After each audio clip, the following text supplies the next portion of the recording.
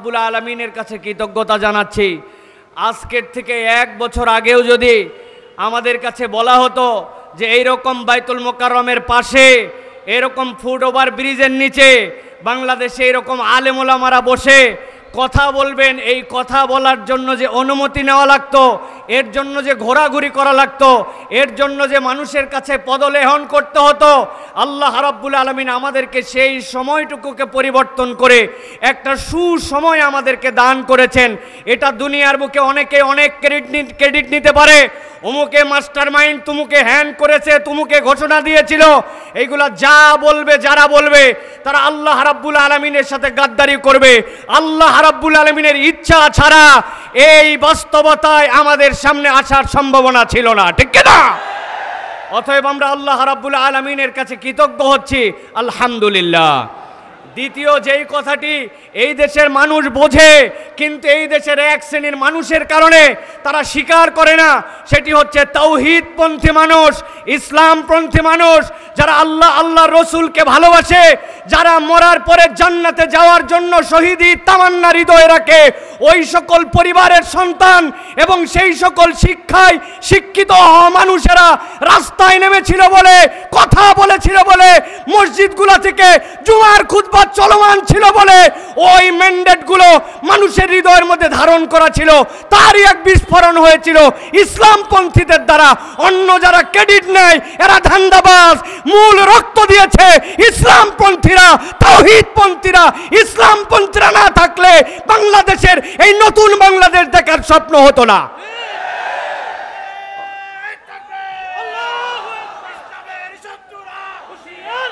আমি সংক্ষিপ্ত সময় আমি আপনাদের কাছে গরম কোনো কথা বলতে চাই না, শুধু বাস্তবতার আলোকে আপনাদের কাছে বলতে চাই। আজকে আমাকে একটা নির্ধারিত পয়েন্টের উপরে সংক্ষিপ্ত সময় কিছু কথা বলার জন্য আমাকে নির্দেশনা দেওয়া হয়েছে। প্রিয় ভাইয়েরা, গরম বক্তব্য আমরা শুনি, মুহূর্তের মধ্যে গরম করে ফেলতে পারি আমরা, এটা আমাদের সামগ্রিকভাবে স্পিরিটকে ধারণ করে না। যদি আমরা হৃদয় থেকে ইসলামের একটা চেতনা লালন না করি তাহলে আমাদের মধ্যে ডান বাম সামনে পিছনে উপর নিচ বিভিন্ন দিক থেকে ষড়যন্ত্র আসবে, শয়তানের বাধা আসবে, আমরা সেই সময় টিকে থাকতে পারবো না। এই জন্য আজকে আমাদের আলোচ্য বিষয় সংক্ষিপ্ত সময়ে সেটি হচ্ছে দ্বীনের বিষয়ে আমাদের ঐক্যবদ্ধ থাকার গুরুত্ব এবং পদ্ধতি কি হবে। এখানে একজন লোক যদি হাত তুলে আমাকে বলেন যে হুজুর দ্বীনের বিষয়ে, ইসলামের বিষয়ে, ঈমানের বিষয়ে, তাওহীদের বিষয়ে, আল্লাহ রসুলের বিষয়ে আমাদেরকে ঐক্যবদ্ধ থাকতে হবে, এই ঐক্যবদ্ধ থাকার প্রয়োজন নাই অথবা ঐক্যবদ্ধ থাকতে হবে এইটা আমি বুঝি না। আমি বিশ্বাস করি এখানে একজন লোক নাই যে বলবে যে ঐক্যবদ্ধ থাকার দরকার নাই, এরকম কোনো লোক আছে ভাই? একটু আওয়াজ দিয়েন ভাইজান, আছে ভাই? নাই। কিন্তু আমার যে বিষয়টি আপনাদের কাছে উপস্থাপনে সংক্ষিপ্ত সময়ে 6টা পয়েন্টের আলোকে করতে চাই, সেটি হচ্ছে ঐক্যবদ্ধ থাকার গুরুত্ব আমরা বুঝি, কিন্তু ঐক্যবদ্ধটা থাকবো কেমনে? আমাদের মধ্যে তো মুহূর্তে মুহূর্তে ফাটল ধরে যায়, অমুকের কাছে বিক্রি হয়ে যায়, তুমুকের কাছে বিক্রি হয়। এই দেশে কথার বাহিরে আমাদের নিজেদের পথ চলাকে আমরা তখন মসৃণ করে নিতে পারবো। ছোট্ট একটা উদাহরণ দিয়ে আপনাদের কাছে কথায় ঢুকি। আপনি যদি জানেন এই রাস্তাটিতে আপনি রওনা হয়েছেন, সামনে রাস্তার কনস্ট্রাকশনের কাজ চলতেছে, ওই জায়গায় একটা গর্ত আছে, কিছু দূর যাওয়ার পরে রাস্তার মুখটা চিকন হয়ে গেছে, আপনার টাইমটা বেশি লাগবে। আপনার কাছে যদি এই তথ্যগুলি জানা থাকে তাহলে আপনি রাস্তা নির্বাচনের সময় আপনি বুঝে সুঝে হাঁটবেন। এখন শয়তান আমার জন্য কোন কোন ঘাঁটিতে ফাঁদ পেতে রেখেছে, আমি আল্লাহকে পছন্দ করি, রসুলকে পছন্দ করি, ইসলামকে পছন্দ করি, কিন্তু আমি ফাঁদ চিনি না। এখন আমাদের অবস্থা হয়ে গেছে আমরা সকলেই একটা ঝুলের মধ্যে চলতেছি, কিন্তু ডেপথলি আমাদের এই বিষয়গুলো আমরা অনুভব করছি না। আমি এই জন্য খুব সংক্ষিপ্ত সময়ে আপনাদের কাছে 6টা পয়েন্ট বলবো, সর্বোচ্চ হয়তো 3-6-18 মিনিট লাগতে পারে, আমার সময়ের মধ্যে আমি ইনশাল্লাহ শেষ করে দিব। 1 নম্বর প্রিয় ভাইরা যে বিষয়টি সেটি হচ্ছে আল্লাহ রাব্বুল আলামিন সূরা আলে ইমরানের 103 নম্বর আয়াত যেটা আমি তেলাওয়াত করেছি সেখানে ঐক্যবদ্ধ থাকার গুরুত্বের কথা বলেছেন। এটা আমরা সকলেই কম বেশি জানি। জানি ওয়াতাসিমু বিহাবলিল্লাহি জামিআন ওয়া লা তাফাররাকু, এটা আল্লাহর কথা। কিন্তু এর পরের আয়াতে কারিমার সাথে আল্লাহ রাব্বুল আলামিন চারটা দিকের কথা মুসলমানদের জন্য উল্লেখ করেছেন। আল্লাহ রাব্বুল আলামিন বলেছেন, শোনো আমি আল্লাহ রাব্বুল আলামিন তোমাদেরকে বললাম তোমরা একতাবদ্ধ হয়ে থাকো, কখনো তোমরা বিভক্ত হয়ো না, তোমরা আল্লাহর রজ্জুকে ধরে রাখো। তবে জেনে রাখো ওয়াজকুরু নি'মাতাল্লাহি আলাইকুম, তোমার এই একতা থাকবে না যদি তুমি আল্লাহ রাব্বুল আলামিনের নিয়ামতের কৃতজ্ঞতা আদায় না করো। আমরা বিগত এক বছরের বাংলাদেশে আমরা দেখতে পাই যখনই বিপদে পড়ে, যখনই ইন্টারিমের নানান ধরনের ঝামেলায় পড়ে, তখনই একদল ইসলামপন্থীদেরকে কাছে নেওয়ার জন্য তখন একতার ঘোষণা দেয়। আবার বিপদ কেটে গেলে ইসলামপন্থী আর হুজুরদেরকে পছন্দ হয় না। এটা আপনারা দেখেছেন না? এটার কারণ কি? এটার কারণ হচ্ছে আল্লাহ রাব্বুল আলামিনের নিয়ামতের শুকরিয়া নাই। যেই বান্দারা আল্লাহ রাব্বুল আলামিনের নিয়ামতের কৃতজ্ঞ হবে না, ওই বান্দাদের মুখ দিয়ে ফেক একতার কথা আসবে, মূল একতা তাদের মধ্যে থেকে আসবে না। আল্লাহ রাব্বুল আলামিন এরপরে বলেছেন, ইজ কুনতুম আদান ফাআল্লাফা বাইনা কুলুবিকুম ফাসবাহতুম বিনি'মাতিহি ইখওয়ানা। আমার সাথে আপনার অন্তরের জোর, আমার সাথে আপনার অন্তরের ভালোবাসা, এইটা মানুষের হাতে অন্তরের নিয়ন্ত্রণ নাই, অন্তরের নিয়ন্ত্রণ কর্তা আল্লাহ। বান্দা যদি ইন্টেনশন রাখে যে আমি এক এবং নেক হয়ে চলবো, তাহলে অন্তরকে জুড়াই দিতে পারেন আল্লাহ। অতএব আল্লাহ রাব্বুল আলামিনের কাছে নিজেকে ন্যস্ত না করলে, নিজের নিয়তকে পরিষ্কার না করলে, নিজের ডেস্টিনেশন কোন জায়গায় এটা যদি ক্লিয়ার না থাকে, তাহলে দুনিয়ার পথ পদবি, লোভ, স্বার্থ এইগুলোর জন্য সাময়িক ঐক্য হতে পারে, কিন্তু মৌলিক ঐক্য কখনো হবে না। এই জন্য আপনার নিয়তকে সবার আগে বিশুদ্ধ করতে হবে। আমরা খোলাফায়ে রাশিদিনের সেই খেলাফতকে এই দেশের মধ্যে দেখতে চাই। আমরা আল্লাহ রসুলের আইন অনুযায়ী দেশের প্রতিটা ঘর শাসিত হবে সেইটা দেখতে চাই। আল্লাহ রসুলের অনুশাসনের নিয়ম অনুযায়ী এই দেশ শাসিত হবে এই স্বপ্ন দেখতে চাই। হতে পারে সেটা 5 বছর পরে, হতে পারে সেটা 500 বছর পরে, কিন্তু ইমানদারের ইন্টেনশন যদি পরিষ্কার হয়, আল্লাহ রাব্বুল আলামিন তার কাজের মধ্যে বরকত দিবেন, ঠিক কি না? অতএব এইটা হচ্ছে একটা গুরুত্বপূর্ণ জিনিস প্রিয় ভাইরা। আমি এই জন্য আপনাদের কাছে এই প্রথম পয়েন্টে বলবো, প্রিয় ভাইরা, আল্লাহ রাব্বুল আলামিনের রজ্জুকে আঁকড়ায় ধরতে হবে। আল্লাহ রাব্বুল আলামিনের রজ্জুকে আঁকড়ানোর ক্ষেত্রে দুইটা জিনিসকে গুরুত্ব দিতে হবে, অন্তরের মালিক আল্লাহ আর আল্লাহর নিয়ামতের কৃতজ্ঞতা আদায়। বান্দা যদি আল্লাহর নিয়ামতের কৃতজ্ঞতা আদায় করে আর এই অন্তর আল্লাহ ঠিক করে দিতে পারেন, এই নিয়তকে সামনে রেখে নিয়ত সহি করে চলে, তাহলে আমাদের ঐক্য টিকে থাকবে। নচেত নানান ঢেউ আর বাতাসে এসে আমাদের ঐক্যকে খেয়ে ফেলতে পারে। প্রিয় ভাইয়েরা, আমরা যদি দেখি ঐক্য করার উপায় কি, আমাদের সালফে সালেহিনরা বলেছেন 5টা বিষয়ের উপর আমাদের ঐক্য হতে পারে। কয়টা বলেছি? সবাইকে বলতে হবে কয়টা? 5টা। ভালো করে খেয়াল করেন। 1 নম্বর, আকীদা এবং মৌলিক বিষয়ে আমাদেরকে সব সময় এক হয়ে থাকতে হবে। 2 নম্বরে, আল্লাহ এবং তার রাসূল সাল্লাল্লাহু আলাইহি ওয়াসাল্লামের কথাকে প্রাধান্য দিতে হবে। আল্লাহ রসুলের কথার উপরে আপনার কোনো বক্তব্য থাকতে পারে না। আল্লাহ এবং তার রসুলের কথাই শেষ কথা, এইটার উপরে আমাদের ঐক্যে আসতে হবে। 3 নম্বরে, প্রিয় ভাইয়েরা, পরস্পরের ভুল ক্ষমা করা এবং খুঁত না ধরা। আমরা কেউ একটু কিছু করলেই তার ভুলকে বড় করে হাইলাইটস করে দেই, ছোট্ট একটু বিষয়কে ফুলায়া ফাঁপায় আমার স্বার্থের বিরুদ্ধে গেলে ব্যাপক করে দেখায়। ভুলকে বড় করে দেখানো যাবে না, এটা শয়তানের ধোঁকা। 4 নম্বর যেটা বলবো, উম্মার বৃহত্তর স্বার্থকে আপনার সবসময় প্রাধান্য দিতে হবে। উম্মার স্বার্থ যদি আপনি না দেখেন, তাহলে কখনো এই ঐক্য ভিত্তি প্রস্তর তার মজবুত হবে না। সর্বশেষ, শয়তানের ফাঁদ আছে 3টা: হিংসা, অহংকার আর গীবত। হুজুরদেরকে নামাজ থেকে দূরে রাখতে পারে না, হুজুরদেরকে দিয়ে মিথ্যা কথা বলাতে পারে না, হুজুরদেরকে দিয়ে চুরি করাতে পারে না, হুজুরদেরকে দিয়ে বিভিন্ন ধরনের অন্যায় অপকর্ম করাতে পারে না, কিন্তু ইসলামপন্থীদেরকে দিয়ে শয়তান 3টা কাজ সুন্দর করে করায়। একটা হিংসা করাবে, আর একটা অহংকার করাবে, আর একটা গীবত করাবে। আপনার কাজ দেখে আপনার মনে হবে না, আমি যা কাজ করতেছি অন্যরা কিছুই করতেছে না। আপনার নিজের মধ্যে একটা লেভেলে উঠাবে। শয়তান যেইটা ঢুকছে, এইভাবে আমাদের ঐক্যকে বিনষ্ট করে দেয়। অতএব এই ফাঁদগুলা থেকে আমাদের বেঁচে থাকতে হবে। 1 নম্বর পয়েন্ট সংক্ষিপ্তভাবে এইটুকু প্রিয় ভাইরা। এবার চলেন 2 নম্বরে। আমাদের ঐক্যের ভিত্তি এবং আমরা ঐক্যকে কিভাবে ধারণ করে রাখতে পারি। 2 নম্বর হচ্ছে নবী সাল্লাল্লাহু আলাইহি ওয়াসাল্লাম একটা ঐক্যের নমুনায় সমাজ গড়েছিলেন, সেটা ছিল মদিনার সমাজ। আমরা যদি খুব গভীরভাবে লক্ষ্য করি তাহলে দেখব রাসূলুল্লাহ সাল্লাল্লাহু আলাইহি সাল্লাম মুহাজির এবং আনসারদের মধ্যে একটা চমৎকার সমন্বয় ঘটিয়েছিলেন। কেমন সমন্বয় ঘটিয়েছিলেন?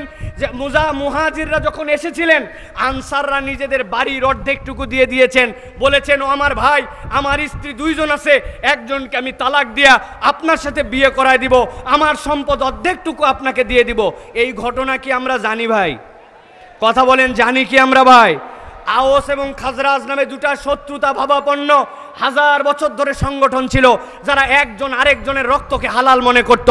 নবীজি সাল্লাল্লাহু আলাইহি ওয়াসাল্লাম আসার পরে এই 2 জনের মধ্যে বন্ধুত্ব ঘটায় দিয়েছিলেন। আপনারা কি এই ঘটনা জানেন ভাই? কিন্তু কোনোদিনকে ভেবে দেখেছেন যে এই যে বড় বড় ঘটনাটা ঘটলো, এই ঐক্যটার ভিত্তি কি ছিল?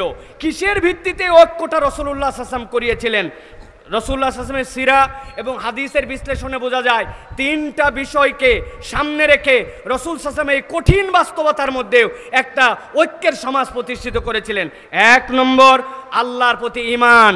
আল্লাহর প্রতি যদি বিশুদ্ধ ঈমান না থাকে, ওই ঐক্য আপনি যতই ঐক্যের কথা বলেন, ওই ঐক্যের গোড়ার মধ্যে গন্ডগোল থাকবে, ওই ঐক্য কখনো কার্যকর ঐক্য হবে না। 2 নম্বরে যেটা প্রিয় ভাইরা, সহানুভূতিশীল অন্তর।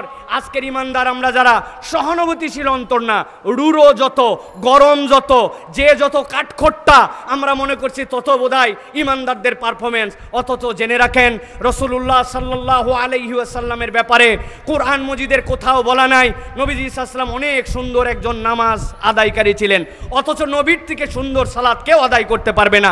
নবীজির ব্যাপারে পুরা কোরআনে কোথাও বলা নাই নবীজি খুব সুন্দর যাকাত আদায়কারী ছিলেন, অথচ নবীর থেকে বেশি দান সাদাকাকারী কেউ ছিল না। নবীজি সাল্লাল্লাহু আলাইহি ওয়াসাল্লাম বলেছেন খুযু আন্নী মানাসিকাকুম, আমার থেকে হজ শিখো, অথচ কোরআনে কোথাও প্রশংসা করা হয় নাই আল্লাহর নবী খুব ভালো হজ করেছেন, অথচ রাসূলুল্লাহ সাল্লাল্লাহু আলাইহি ওয়াসাল্লামের থেকে সুন্দর হজ কিয়ামত পর্যন্ত আর কেউ করতে পারবে না। কিন্তু নবীজির একটা বিষয় নিয়ে কোরআনে প্রশংসা করা হয়েছে, ইন্নাকা আলা খুলুকিন আযীম, আমার নবী ছিলেন মহান চরিত্রের উপর অধিষ্ঠিত। আজকের মুসলমান নামাজি, আজকের মুসলমান হাজি, আজকের মুসলমান টুপিওয়ালা, আজকের মুসলমান ওজিফাওয়ালা, কিন্তু আজকের মুসলমানের আখলাক আমাদের সুন্দর নয়। অতএব নবীজির ওই ঐক্যের ভিত্তি ছিল সহানুভূতিশীল একটা অন্তর। প্রত্যেককে আমাদের সহানুভূতিশীল অন্তরের মালিক হতে হবে। 3 নম্বরে প্রিয় ভাইরা, দিনকে প্রাধান্য দিতে হবে। যেখানে দিন নাই সেই জায়গায় কোনো ঐক্য হতে পারে না প্রিয় ভাইরা। দুনিয়া একদিক হয়ে যেতে পারে, ইমানদাররা কখনো সমকামিতাকে প্রমোট করতে পারে না, এলজিবিটিকিউকে সমর্থন করতে পারে না। আপনি কিয়ামত ঘটায় দিতে পারেন, ইসলাম এটাকে হারাম বলেছে, আপনি এটা করতে পারবেন না। যেই সকল কমিশন আজকে বাংলাদেশে এসে ধোঁকাবাজির কমিশন দিচ্ছে, তারা গাজার মুসলমানদেরকে রক্ষা করতে পারে নাই, তারা মুসলমানদেরকে সেই জায়গায় ক্ষুধার জ্বালায় হত্যা করছে, সেই জায়গায় তাদের কোনো মাথা ব্যথা নাই। আর এই দেশের মানুষ যারা শান্তিপ্রিয় মানুষ, যারা এই দেশের মানুষ নীরব নিজের ধর্ম পালন করে, এই জায়গার মানুষ তাদের যারা ভাই ব্রাদার অন্য ধর্মাবলম্বী আছে তাদেরকে সুন্দর করে আগলায় রাখে, তাদের মন্দিরকে প্রয়োজনে পাহারা দেয় যাতে কোনো দুষ্কৃতিকারী অন্যায় করতে পারে না। এই জায়গায় মানবাধিকার কমিশন ফলাতে আসছে, তারা দুনিয়ায় মানবাধিকার দেখতে পায় না। এই বিষয় ইমানের প্রশ্ন, এটাতে ইমানদার কখনো এক হতে পারে না, ঠিক না প্রিয় ভাইরা?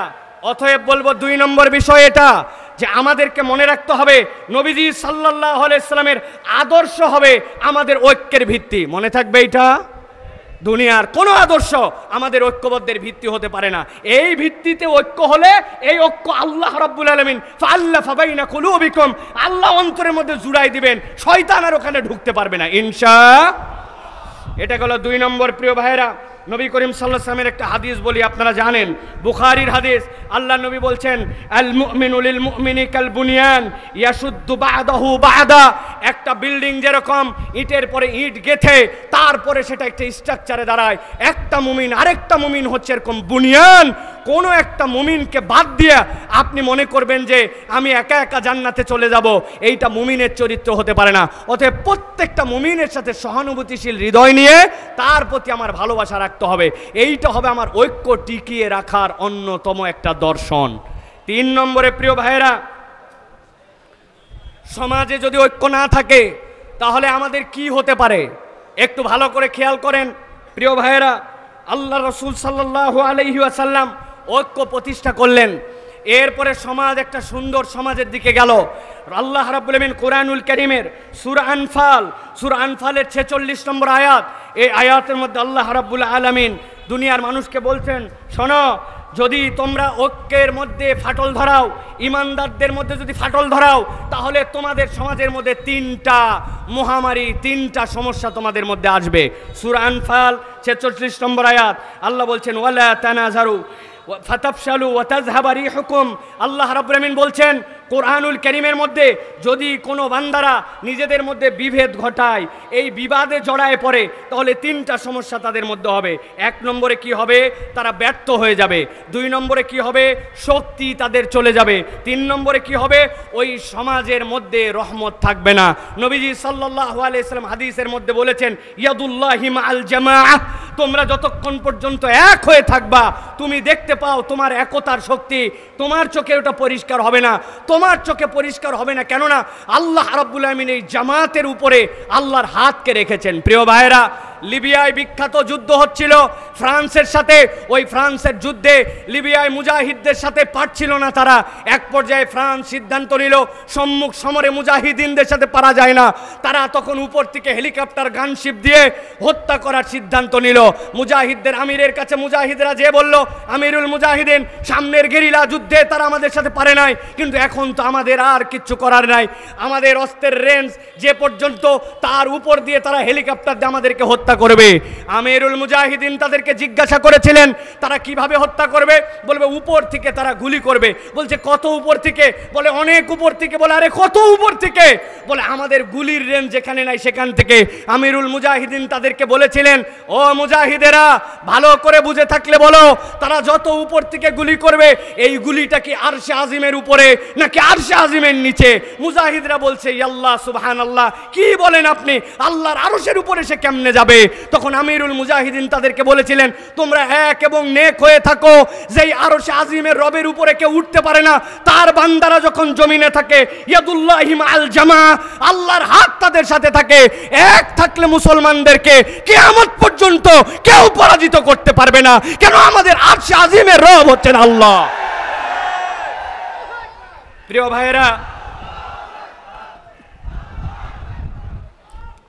ভাইয়েরা, এই জন্য আমি বলবো, সংখ্যায় আমরা কম হতে পারি, লোকজন আমাদেরকে বলতে পারে, কোথায় তোমাদের লোক? আমাদের লোক বেশি দরকার নাই। ইমানদাররা কখনো অস্ত্রের বলে জিতে নাই। ইমানদারদের সাথে একটা বল ছিল, সেটা হচ্ছে ইমানি বল। যতক্ষণ পর্যন্ত আমরা এই ঐক্যবদ্ধতার স্বপ্ন নিয়ে সীমিত স্বার্থকে ত্যাগ করে এক থাকবো, এই ইমানের বল দিয়েই মুসলমানরা বিজয়ী হবে ইনশাআল্লাহ।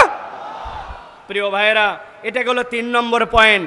সংক্ষিপ্তভাবে এবার চতুর্থ যে বিষয়টি আপনাদের কাছে বলবো, প্রিয় ভাইরা, এই উম্মাহ, যেই উম্মার ব্যাপারে আল্লাহ রাব্বুল আলামিন কোরআনুল কারীমের মধ্যে ছোট্ট 2টা শব্দে প্রশংসা করেছেন। কি প্রশংসা? সামি'না ওয়া আতা'না। এরা তো সেই উম্মত যারা শোনে আর মেনে নেয়, এরা কোনো প্রশ্ন করে না। এটা হচ্ছে উম্মতে মুহাম্মাদের বৈশিষ্ট্য। মুফাসসিরিনে কেরাম ব্যাখ্যা করছেন এই আয়াতে কারিমার আলোকে এই উম্মতের মৌলিক বৈশিষ্ট্য কি? এই উম্মতের মৌলিক বৈশিষ্ট্য হচ্ছে ঐক্য।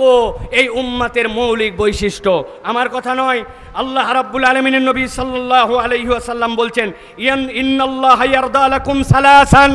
ও দুনিয়ার মানুষ জেনে রাখো, আল্লাহ রাব্বুল আলামিন 3টা জিনিস পছন্দ করেন।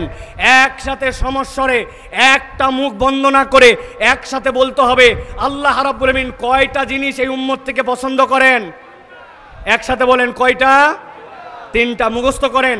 1 নম্বরে, আনতা'বুদুহু ওয়া লা তুশরিকু বিহি শাইআ। আল্লাহ পছন্দ করেন উম্মতে মুহাম্মাদি আল্লাহ ছাড়া কারো ইবাদত করবে না, আল্লাহর সাথে কাউকে শিরিক করবে না। এটা 1 নম্বরে। 2 নম্বরে, ওয়ান তা'তাসিমু বিহাবলিল্লাহি জামিআ। এই উম্মত আল্লাহর রজ্জুকে, কোরআন সুন্নাহকে একেবারে দাঁত দিয়ে কামড়ায় ধরার মতো ধরে একতাবদ্ধ থাকবে, এটা আল্লাহ পছন্দ করেন। আর 3 নম্বরে, ওয়ান তুনাসিহু। তোমরা এই উম্মতে আল্লাহ এবং আল্লাহ রসুলের নির্দেশ অনুযায়ী উম্মত সব সময় একজন আরেকজনকে নসিহত করবে। আমাদের দিন হচ্ছে নসিহা। অতএব এই উম্মতের বৈশিষ্ট্য হচ্ছে ঐক্যবদ্ধ থাকা, আর ঐক্যের ভিত্তি হবে আল্লাহর সাথে কাউকে শরীক করি না, ইবাদত করি একমাত্র আল্লাহর। বলবো একটা কথা সামনে আর পিছনে করব আরেক কাজ, এটা ইমানদারের বৈশিষ্ট্য হবে না। যে ইমানদার মসজিদে আল্লাহর দিনকে মানে, যে ইমানদার জানাজায় আল্লাহর ইসলামকে মানে, যে ইমানদার ওই যাকাতের ইসলামকে আল্লাহ মানে, ওই ইমানদার যদি এটা বিশ্বাস না করে যে আল্লাহর দেওয়া বিধান অনুযায়ী এই সমাজ চলতে পারে, রাষ্ট্র চলতে পারে, চোরের বিচার হতে পারে, তাহলে ওই ইমানদারের কখনো ঈমান পূর্ণ হয় না, ঠিক কি না? আমাদের মধ্যে অনেক ধান্দাবাজ আছে।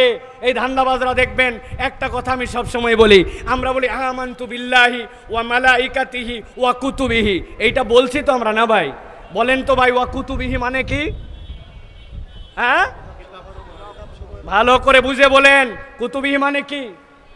একটা লোক কোরআনুল কারীমের অর্ধেকটা পুরাপুরি কবুল করছে, আর বাকিটার ব্যাপারে বলছে কিছু কথা আছে, 50% মুসলমান তাহলে, তাই তো নাকি? আরেকজন পুরাটাই শেষ করছে শুধু সূরা নাস, অল্প একটুখানি, ওইটার এখনো আলোচনাটা ওর বোঝা হয় নাই, ওই 99.99% মুসলমান, তাই তো নাকি? কত পার্সেন্ট? 0%। প্রিয় ভাইরা, ভালো করে মনে রাখবেন, আমরা বলছি আমানতু বিল্লাহি ওয়া মালাইকাতিহি ওয়া কুতুবিহি, আল্লাহর আইন বিধান যেটা আমার মাথায় ধরে সেটাও স্বীকার করি, যেটা আমার মাথায় ধরে না ওটাও স্বীকার করি, তবেই সে মুসলমান। তাছাড়া ওই মুসলমানের দাম আল্লাহর কাছে নাই, ঠিক কি না? বাঁচার একটা উপায় আছে, আপনারা যদি বলেন তাহলে বলে দিতে পারি। সবাই রাজি হওয়া লাগবে, আর যাওয়ার সময় 10 টাকা করে হাদিয়া দেওয়া লাগবে। হুজুর খুচরা নাই, তাই না? দেখেন, যদি পছন্দ হয় তাহলে দিয়েন, না পছন্দ হলে দিয়েন। আমি একটা বুদ্ধি বার করছি, এখন থেকে আমরা আমানতু বিল্লাহি ওয়া মালাইকাতিহি ওয়া কুতুবিহি ওয়া রুসুলিহি এইটা না বলে আমরা সিস্টেম করে আগেই বলে নিব আমানতু বিল্লাহি ওয়া মালাইকাতিহি ওয়া কিছু কিছু কুতুবিহি। অথবা আমরা বলবো আমানতু বিল্লাহি ওয়া মালাইকাতি ওয়া যদ্দুর বুঝি তদ্দুর কুতুবিহি। কবরে যায় ফেরেশতা ধরছাই, কি ব্যাপার, তোমার কিতাব কোনটা? বলে আমি আগেই বলে আসছিলাম যদ্দুর বুঝি তদ্দুর কুতুবি। বাটাম কিন্তু একটাও মাটিতে পড়বে না। অতএব ধানাই পানাই মুসলমান হয়েন না, কেবলমাত্র দাড়ি টুপি দিয়ে মুসলমান হওয়া যায় না, নামের আগে মোহাম্মদ থাকলে মুসলমান হওয়া যায় না, ঈদের নামাজে জাতীয় মসজিদে সামনের কাতারে বসলে মুসলমান হওয়া যায় না। মুসলমান হতে হলে আল্লাহর জমিনে আল্লাহর আইনে দেশ চলবে, পুরো পৃথিবী চলবে, এইটার প্রতি আপনার সমর্থন থাকতে হবে। এই সমর্থন না থাকলে মুসলমান হওয়া যায় না।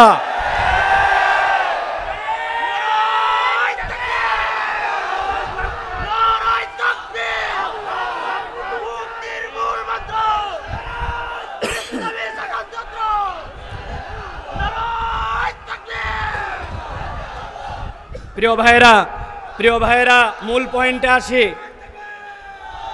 যে মূল পয়েন্টে আসি, এবার আমাদের এই ঐক্যকে কিভাবে বিভক্ত করে ফেলে শয়তান, তার সংক্ষিপ্ত 3 মিনিটে 3টা দিক নির্দেশনা দেয় আপনাদের কাছে। শয়তান আমাদের জন্য এই সকল ঐক্যের ক্ষেত্রে কিভাবে বিভক্তি ঘটায়, এটা আমার কথা নয়। আল্লাহ রাব্বুল আলামিন সূরা ইসরা তথা সূরা বানী ইসরাইল এর আল্লাহ রাব্বুল আলামিন 53 নম্বর আয়াতের মধ্যে বলছেন, ওয়া কুল্লি ইবাদি ইয়াকুলুল্লাতী ওয়াহিয়া আহসান। হে আমার নবী, আপনি আপনার উম্মতকে বলে দেন, উম্মত মুখ যেন যেখানে ইচ্ছা সেখানে ব্যবহার না করে। সে যদি কথা বলে তাহলে উত্তমটাই যেন বলে। আল্লামা তকি উসমানী সাহেব তার তাফসিরের ভিতরে বলেছেন, উত্তম কথা কেবলমাত্র মুসলমানের সাথেই নয়, নন মুসলমান সকলের সাথে মুসলমান তার কথাটা যেন সুন্দর করে কথা বলে। আমাদের যত ঝামেলা তার মূল হচ্ছে আমাদের মুখ, ঠিক না ভাই? হুজুর এক কথা বলে, আমি এক কথা বলি, হুজুরের তে এক ঘাট আমি বেশি বুঝি, এরকম আমাদের তবিয়ত দাঁড়াইছে। আল্লাহ বলছেন আপনার উম্মতকে সতর্ক করেন যে সে যদি কথা বলে সুন্দর কথা বলে, ভালো করে পয়েন্ট আউট করেন এইটা। আল্লাহ এরপরে বলছেন ইন্নাশ শাইতানা ইয়ানজাগু বাইনাহুম, নিশ্চয় জেনে রাখো শয়তানের কাজই হচ্ছে তোমাদের মধ্যে বিভক্তি ঘটানো। ইন্নাশ শাইতানা কানা লিল ইনসানি আদুওয়াম মুবিনা, নিশ্চয় জেনে রাখো শয়তান তোমাদের জন্য প্রকাশ্য শত্রু। অতএব আমাদের ঐক্য ঐক্য বিনিষ্ট করে আমাদের মুখ, আমাদের প্রত্যেকের মুখকে সামলাতে হবে। মুখ যদি না সামলায়, মুখ আবার নতুন করে আমরা সামলাই না। এখন আমাদের ফেসবুক আসছে, ইনস্টাগ্রাম আসছে, টুইটার আসছে, ইউটিউব আসছে, ইচ্ছা মতো আমরা আমাদের কথা বলি। অতএব ঐক্য বিনষ্টর জন্য শয়তান এখন মুখকে চালাবে ইমানদারদের। আমাদের মুখগুলাকে সতর্কভাবে ব্যবহার করতে হবে। প্রিয় ভাইয়েরা, 2 নম্বরে যেটা বলবো সতর্ক হওয়ার জায়গা, সেটা হচ্ছে হকের উপর ঐক্য, বাতিলের সাথে কোনো ঐক্য হতে পারে না। অনেকে আমার এই কথাকে পছন্দ করবেন না, বলে হুজুর বিভিন্ন স্বার্থে আমাদেরকে, আমার কথা শেষের দিকে। প্রিয় ভাইয়েরা, হকের উপর আমাদের ঐক্য, বাতিলের সাথে আমাদের কোনো ঐক্য নাই। প্রিয় ভাইয়েরা, এটা ভালো করে মনে রাখতে হবে। সাময়িকভাবে অনেক ক্ষেত্রে আমরা মনে করতে পারি যে বাতিল যারা, যাদের সাথে দ্বীনের মৌলিক জায়গায় পার্থক্য আছে, তাদের সাথে বোধহয় আমরা ঐক্যবদ্ধ হতে পারি। এই ঐক্য আমাদেরকে কল্যাণ দিবে না। প্রিয় ভাইয়েরা, আল্লাহ রাব্বুল আলামিন কোরআনুল কারীমের মধ্যে স্পষ্ট বলেছেন, সূরা হুদ 112 নম্বর আয়াত, এখানে সকলের প্রায় মুখস্থ আছে, ফাস্তাকিম কামা উমিরতা ওয়া মান তাবা মাক। আল্লাহ রাসূল সাল্লাল্লাহু আলাইহি সাল্লামকে বলে দেওয়া হয়েছে, আপনি ওইটার উপরে মজবুত হন যেটা আল্লাহ রাব্বুল আলামিন আদেশ দিয়েছেন। অতএব আল্লাহ রাব্বুল আলামিনের নির্দেশের বাইরে আমরা কোনো ঐক্যের মধ্যে আসতে পারবো না। এটা আমাদেরকে মনে রাখতে হবে। প্রিয় ভাইয়েরা, ওই ঐক্য আমাদের টিকবে না। এই জন্য আমাদের অনেকের মধ্যে তাড়াহুড়া আছে, এত বছরের ডেডলাইন ফিক্স করে আমাকে এই ইসলাম প্রতিষ্ঠিত করে বলতে হবে। আমাদেরকে আল্লাহ রাব্বুল আলামিন এটা জিজ্ঞাসা করবেন না যে তোমরা তোমাদের হায়াতে কেন এতদিনের মধ্যে এই কাজ করতে পারো না। আল্লাহ এটা জিজ্ঞাসা করবেন না। আল্লাহ আমাদের জন্য একটা দয়া করেছেন। আমি অনেক সময় বলি, আল্লাহ কোরআনুল কারীমের মধ্যে বলেছেন, আইয়ুকুম আহসানু আমালা। আল্লাহ যদি বলতেন আইয়ুকুম আকমালু আমালা, আমাদের বিপদের কাতার শেষ হয়ে যেত। নামাজে দাঁড়ানোর পরে মন চলে গেছে এদিকে, মন চলে গেছে ওদিকে। আল্লাহ যদি বান্দাকে দাঁড় করায় জিজ্ঞাসা করতেন, এই 2 রাকাত নামাজ কেমনে পড়ছিলি, তোর নামাজ কি পূর্ণ হয়েছে, আমরা আটকায় যেতাম। অথচ আল্লাহ দয়া করে বলেছেন, আইয়ুকুম আহসানু আমালা, তোমাদের মধ্যে উত্তম প্রচেষ্টাটা কে করতে পারে, আমার কাজ হচ্ছে চেষ্টা করা। আস-সা'য়ু মিন্না ওয়াল ইতমামু মিনাল্লাহ। অতএব আমাদের মধ্যে কোনো তাড়াহুড়া থাকবে না। ওই তাড়াহুড়া ঐক্যের ক্ষেত্রেও হিসাব করে আপনাকে আগাতে হবে। কে ইসলামের বন্ধু, কে ইসলামের শত্রু, কে দুনিয়াবি সীমিত স্বার্থে এখন মুসলমানদের সাথে গলায় গলায় মিলাইছে, আবার সুযোগ পাইলে পিছন দিয়ে ছুরি চালাই দিবে, এইটা হিসাব করে চলতে হবে। এই জন্য প্রিয় ভাইরা, হকের উপরে ঐক্য হবে, কোনো বাতিলের সাথে ইসলামপন্থীদের কোনো ঐক্য হতে পারে না। প্রিয় ভাইরা, সর্বশেষ যে পয়েন্ট আপনাদের কাছে বলবো, প্রিয় ভাইরা, এইটা খুবই সেন্সিটিভ এবং হৃদয় দিয়ে ধারণ করার পয়েন্ট। আল্লাহ রাব্বুল আলামিন বলছেন, ঐক্য মানে হচ্ছে দয়া, ক্ষমা এবং হিকমা। দয়া, ক্ষমা এবং হিকমা, এই 3টা যেখানে নাই সেই জায়গায় ঐক্য থাকতে পারে না।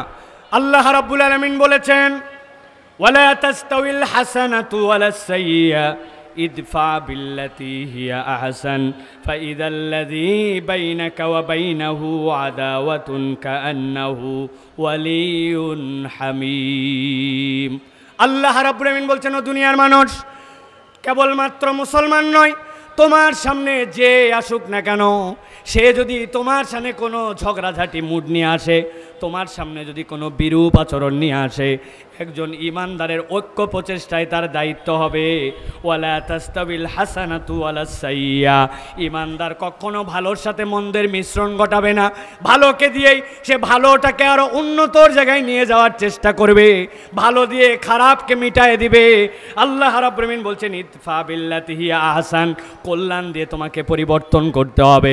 অতএব ইমানদারের হৃদয়ের মধ্যে একটা তামান্না থাকবে, আমার দ্বারা এমন কোনো আচরণ যেন প্রকাশ না পায়, আমার দ্বারা এমন কোনো কাজ, আমার দ্বারা এমন কোনো আচরণ যেন প্রকাশ না পায়। এই বৃহত্তর উম্মার ঐক্যের ক্ষেত্রে সেইটা যেন একটা ফাটল বা একটা চিহ্ন না হয়।